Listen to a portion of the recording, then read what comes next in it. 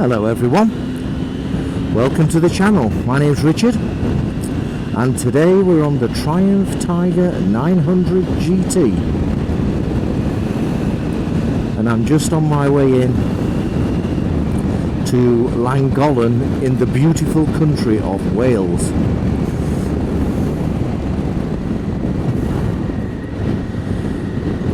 And I'll be passing through Llangollen and we will be going up the Horseshoe Pass up to the Ponderosa Cafe. Now for those that are looking at this video from America, you might be thinking about the chain of Ponderosa in America. We don't have a Ponderosa chain in the United Kingdom or Great Britain or whatever you want to call this country.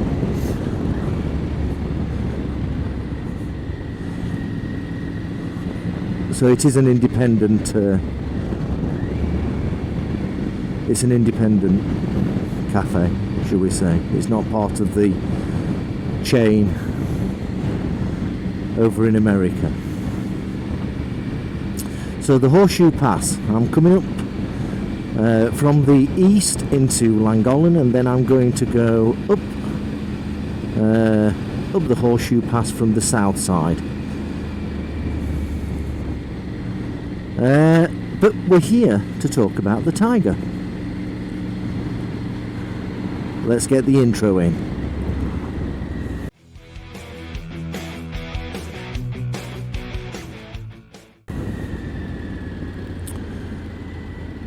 Okay, here we are. This is Llangollen, beautiful place to visit. There's a few little shops, plenty of cafes. It is a bit of a tourist place, but we could be turning left here, but we're going to be going straight on to go up the Horseshoe Pass. There we go.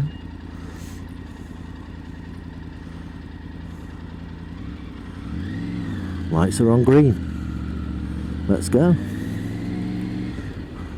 Let's take us time. Typically in the villages and the towns in Wales it's now 20 mile an hour, so we'll stick to 20 mile an hour until we get out of there. And while I'm here I shall set my speed on the cruise control, so that means I'm not breaking the speed limit. Now I know it shows 23 on my screen, but generally speaking the speedometer on this bike is about between 5 and 10% out.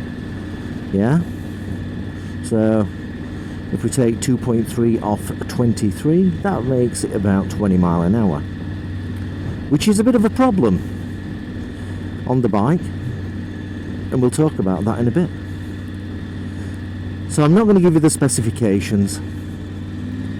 There are tons of specifications on the bike. I'm not going to tell you how big the discs are and that they're Brembo. Everybody's having Brembo now, and that's a good thing. They are great brakes. So this one was registered brand new in December 2022. It's now March 2024, so that makes this bike 1 year and 4 months old. This is my bike. I've had it from brand new, and it's now got just under 9,000 miles on the clock.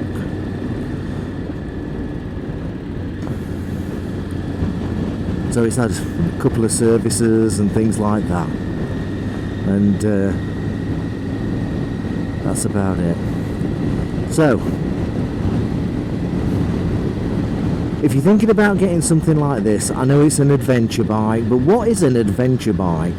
That's a good question. But anyway, so I suspect 90% of the people who buy this will never take it off-road. So I'm talking to the 90% of people. Although I have taken it off-road, I don't particularly understand why you would take a 900cc off-road, because it's just harder to pick up. Anyway, that's another subject. But let's stick to the 90%. The 90% of people that will use this will go to work and come back from work and maybe retired and use it every other day, and maybe at the weekends go for a nice ride like I'm doing right now, out to Llangollen and up to the Ponderosa Cafe. So no specifications, I'll give you a bit of information on what I've done on this bike, what fuel it does, but generally speaking, so this is not the brand new model of 2024. This is the previous version, which produces about 94 horsepower. The new version produces somewhere in the region of 106 horsepower. Now, of the 90% of people that would ride this bike, no one's going to ever get near 106 horsepower, and probably nowhere near 94 horsepower, because most of the riders that ride this kind of bike are probably really sensible, and they just don't race the engine or whatever. So therefore it's more of you would probably have it as a commuter bike to get to work and back on, or an aspiration of going touring. Now in the UK, you could tour up to Scotland or into Wales or around Wales, or me, I go into Europe. And last year I took this bike down into France, to the bottom end of France, and had a wonderful time riding this bike. Hence why it's got some 9,000 miles on it. And so, front to back on the basic things. This is the GT model, not the GT Pro. So the GT Pro has adjustable suspension. You don't need that, but you can have it if you want. And this has adjustable suspension, but it's manual rather than electronic. And I never adjust the suspension, so I'm not missing much anything. Anyway, I'm really not missing anything. So now we're on the Horseshoe Pass, just to make you aware. This is the Horseshoe Pass. Yeah? Beautiful countryside. Beautiful countryside. So many bikes, keep on nodding at them. So I see this bike as a daily tourer, or going to the shop, maybe half an hour ride around where you live, or going touring. So it's more of a touring bike. It's a touring bike, and the stuff that you can buy for the bike makes it a fantastic tourer. I've got the hard pannier and also a top box, a large top box, but the hard pannier isn't on the bike at this moment in time.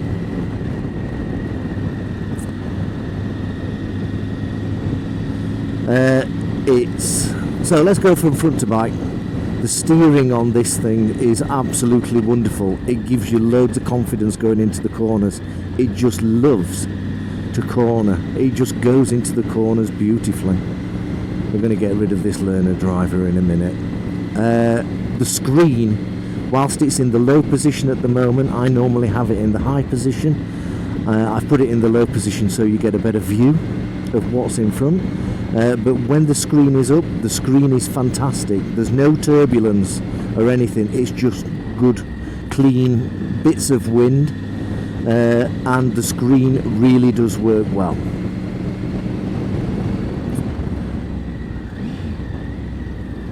The screen works really, really well, especially in its high position. Watch this. Let's go past these two cars. Here we go. Here we go. And let's go.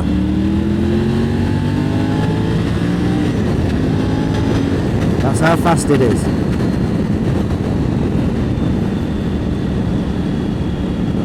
So let's get back down to 40. Now we've got rid of those two cars. And I can put the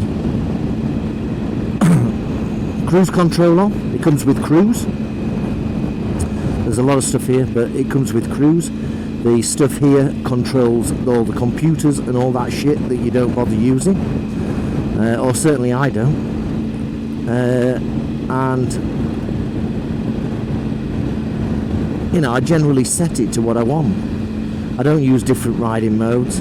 Maybe I should do, but generally speaking I don't. There's a guy taking photographs.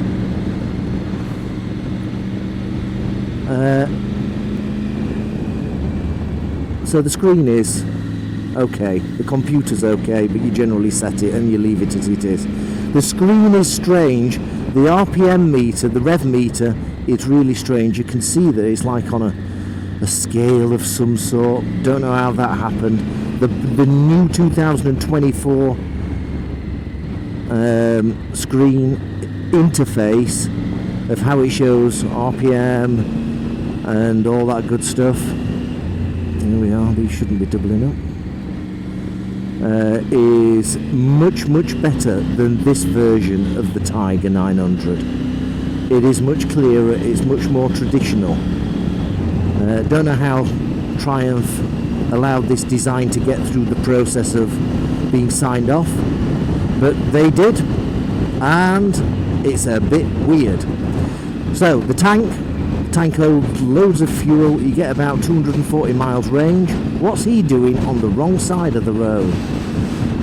You get about 240 miles of range. On average I get about 55 miles per gallon. That's a UK gallon, which is 4.55 litres. I get about 55 miles per gallon. And I have tested it out at 64 mile an hour, and there's a reason for that, but I'll not bother telling you. And at 64 mile an hour, if you set the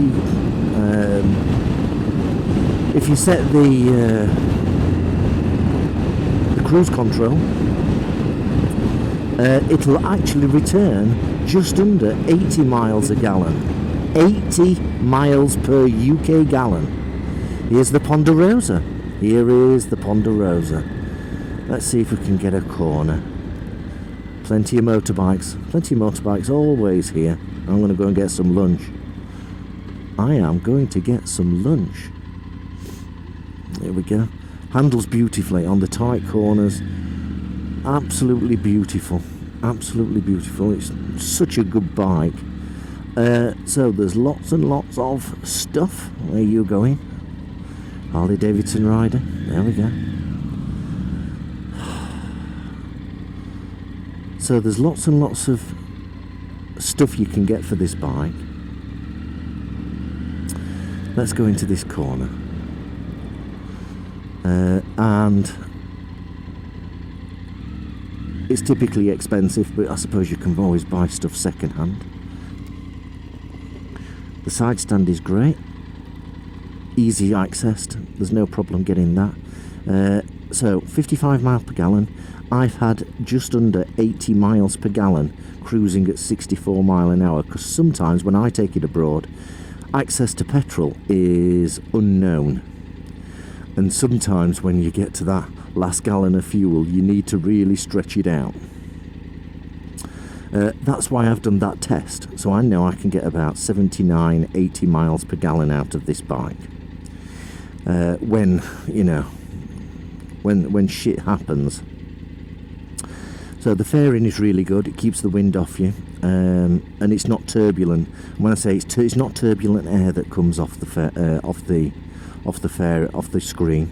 Unlike the Honda Transalp 750, it's like being behind a Boeing 737 when it sets off. Jesus Christ, the turbulence off that screen is phenomenally crap. Unbelievable.